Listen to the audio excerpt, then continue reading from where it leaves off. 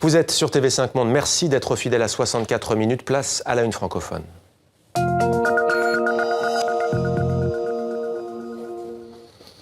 Elle est spécialiste de la monstruosité dans l'Antiquité. Blandine Lecalais donne vie et chair aussi à Médée. Elle s'apprête à nous rejoindre, mais avant une information concernant l'ex-membre du GIA algérien Merwan Ben Ahmed. Il s'était enfui récemment de son domicile français en Mayenne, où il était assigné à résidence. Eh bien, il vient d'être localisé en Suisse. Il demande d'ailleurs à Berne l'asile politique. Isabelle Soler commente pour nous les autres temps forts de l'actualité francophone. Des réseaux islamistes ont pris racine en Suisse. On est très loin de l'ampleur dramatique connue en France ou en Belgique, mais les signaux n'en existent pas moins. Il y a des pistes à Genève, à Winterthur et maintenant à Bâle. La Suisse le constate, elle n'est pas épargnée par le djihadisme. Cette enquête suisse-allemande en fait foi. Derrière tout cela, on retrouve une sorte de guide, un homme également installé à Bâle et qui tire les ficelles. Pointé du doigt, une organisation allemande, LIS, très active à Bâle. La police fédérale suisse traite actuellement 70 dossiers de terrorisme. À peine de retour de New York, un autre dossier de poids pour Justin Trudeau. Le Canada a toujours eu des attentes extrêmement élevées par rapport au traité d'extradition avec n'importe quel pays. Entendre avec la Chine aussi. Le Premier ministre chinois vient d'ailleurs d'atterrir à Ottawa pour le négocier. Comment se fait-il que le ministre McCallum, il y a quelques mois à peine, disait pas question d'un traité d'extradition avec la Chine parce qu'il pratique encore la peine de mort. Il se fait que le Canada voudrait commercer plus avec la Chine. L'économie n'a pas de prix. Les jeux sont faits, rien ne va plus à la NVA. Le parti nationaliste flamand vient d'exclure 2 députés. De communicatie die wij hadden in het voormalige Objectief V, ja, die hadden wij niet meer en dan wordt het heel... Leurs idées, rester au pouvoir, quitte à laisser tomber pour l'heure les revendications sécessionnistes. Wat nodig is om die Vlaams nationale democratische stem. Une fronde que le président de la NVA n'a pas supportée, au risque de voir se créer un front dissident face à lui. Dégâts d'Alstom-Belfort sous la bannière étoilée, pas impossible. General Electric pourrait reprendre certains d'entre eux. Moi, ça permettrait aux gens de rester sur le site et d'avoir du travail quand même. Il y a tellement de choses qui sont dites. Pas si étonnant, l'Américain a racheté il y a un an la branche énergie d'Alstom. Ça peut faire partie d'une bonne chose aussi, s'ils peuvent reprendre une partie du personnel, mais pour l'instant, ce n'est que des rumeurs. À cette reprise, s'ajouterait une commande de 6 rames de TGV. À Belfort, on se reprend à y croire. L'épouse barbare, c'est le titre du 3e volume de la bande dessinée consacrée à Médée. Bonsoir Blandine Lecalais, merci d'être avec nous. Bonsoir. Vous êtes chercheuse en philosophie hellénistique, spécialiste, je le disais, de la monstruosité dans l'Antiquité. Et avec la dessinatrice Nancy Peña, vous donnez donc vie et chair en bande dessinée à l'une des grandes figures de la littérature grecque antique. Il s'agit de Médée.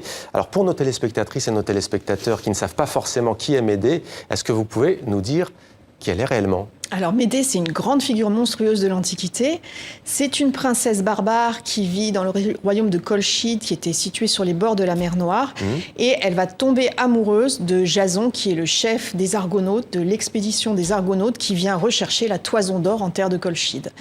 Médée qui vient du grec médomaï, méditer. On comprend quand on a lu vos 3 bandes dessinées. Pourquoi est-ce que vous avez décidé de lui donner chair en vous associant donc à la dessinatrice Nancy Peña ? J'ai trouvé que Médée, c'était un très beau personnage de femme. D'abord, un personnage extrêmement controversé, puisqu'elle est connue principalement pour être une sorcière et la meurtrière de ses 2 fils au moment de la séparation d'avec Jason lorsqu'il l'abandonne. Elle se venge, elle assassine leurs 2 enfants. Donc pour l'Antiquité, c'est vraiment la figure de la sorcière, du monstre absolu, de la mère qui tue ses enfants.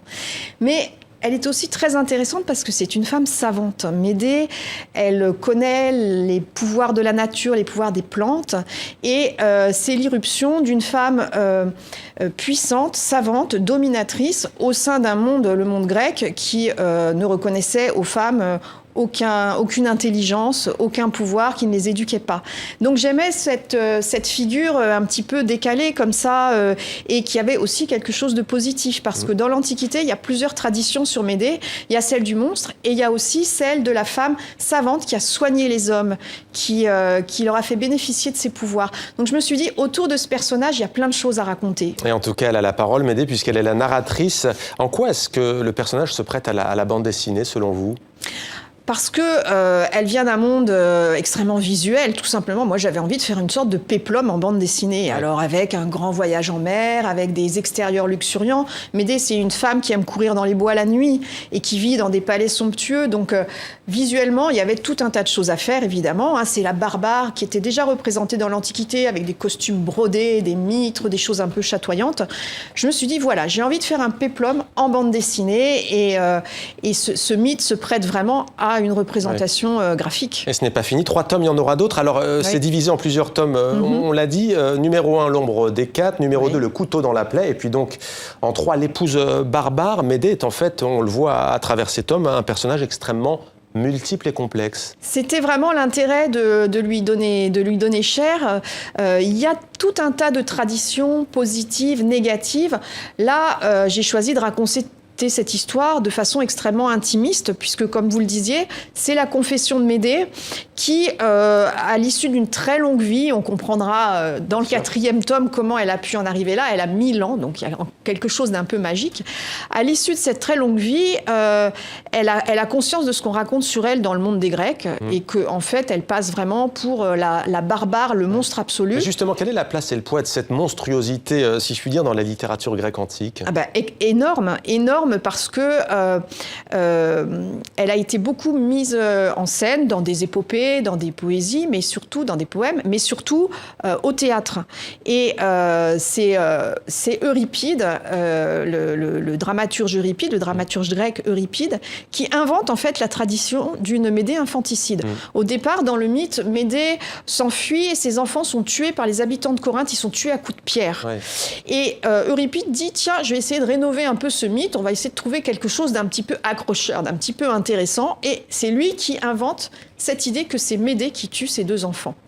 Et cette version du mythe a tellement de succès qu'elle va être ensuite reprise dans l'Antiquité.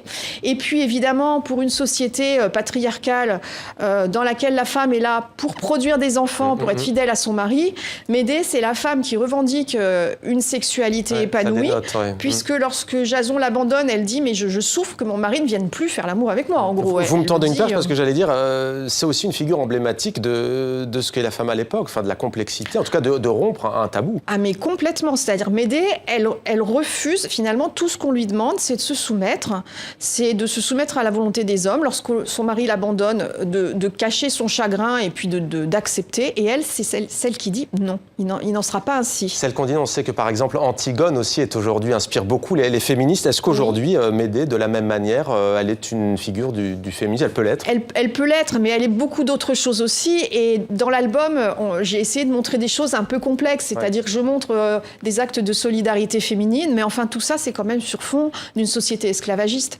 Donc Médée, elle participe aussi, elle est princesse, elle a des esclaves, donc elle participe aussi, tout en étant une figure de la libération, à l'asservissement d'autres femmes. Donc j'ai vraiment voulu assumer tous les aspects du personnage, sa noirceur et aussi ses aspects plus positifs, et c'est ça qui m'intéressait. Et on a le temps, avec une série, justement, de raconter tout ça. Et le 3, c'est donc L'épouse barbare, Médée par Nancy Peña au dessin, et donc vous, Blandine Le Calais. Merci beaucoup d'avoir répondu à nos questions. Merci à vous.